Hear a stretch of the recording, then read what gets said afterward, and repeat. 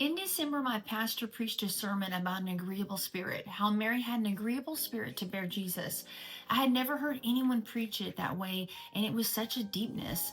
At the end of this sermon, he asked everyone to come to the altar. There, God spoke to me. He said, "You have made peace with your dad's passing, and now I need you to agree with me."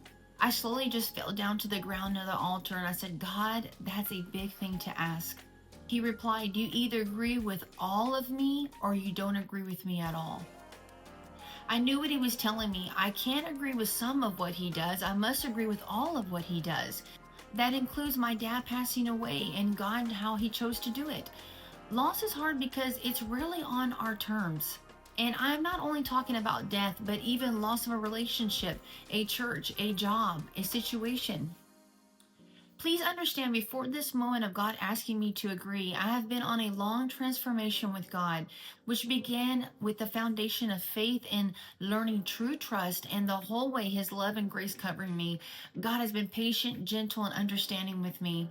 For a long while, God has worked on my trust and peace.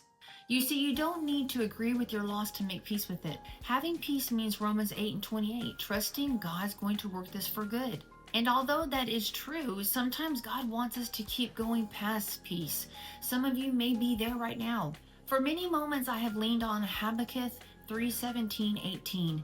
Though the fig tree does not bud, and there are no grapes on the vine, I will rejoice in the Lord. I will be joyful.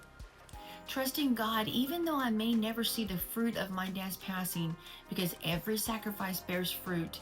Many times I've prayed and asked God to show me the fruit of my dad's passing, show me the good of his working in that loss. Let me witness the multiplication of his mantle. Could it be only an agreeable spirit can receive that knowledge?